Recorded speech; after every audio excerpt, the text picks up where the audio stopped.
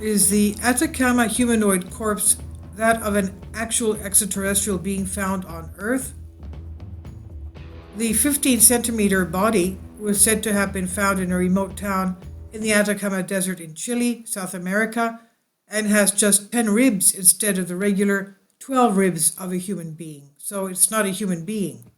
It's known as the Atacama Humanoid and has a cranium 3 times relatively larger than a human. Many claim it to be a clever hoax, but 14 years after its discovery in 2003, fierce debate still rages about what this is. Dr. Stephen Greer, who is an emergency room physician from North Carolina, and he says he is an alien conspiracy theorist who claims to have worked with the French Ministry of Defense on UFOs, and that the technology for costless energy provided by extraterrestrials is being suppressed by the world leaders. Dr. Rear, founder of the Center for the Study of Extraterrestrial Intelligence and Disclosure Project, is one of the biggest advocates of it being real and not human. He produced, because he's a doctor, obviously, he knows about human anatomy. He produced the documentary series, which claimed to prove that it was a genuine dead body and not a human. He said the CAT scan clearly shows internal chest organs and lungs and what appears to be the remains of a heart structure. He says there is absolutely no doubt that the specimen is an actual organism and that it's not a hoax of any kind. This fact has been confirmed by Dr. Gary Nolan and Dr. Ralph Lachman at Stanford, Dr. Greer said. Dr. Nolan, a professor of microbiology and immunology, said, "It's quite clear that this is a real sample. This is a real specimen. It is not something somebody glued together." But although Dr. Nolan concluded it was a real corpse, he believes it is that of a human child. Dr. Nolan was allowed to examine the skeleton after contacting Dr. Greer and worked with Dr. Ralph Lachman, clinical professor of pediatric radiology and a specialist in dwarfism, who runs the International Skeletal Dysplasia Registry. Dr. Nolan put DNA from the corpse through an analyzer, which found the specimen to have human DNA, but the professors were still unable to explain the missing ribs and the fact that its size was of a 22-week-old fetus, but it had the levels of calcification and the legs of a child aged 5 to 8 years old.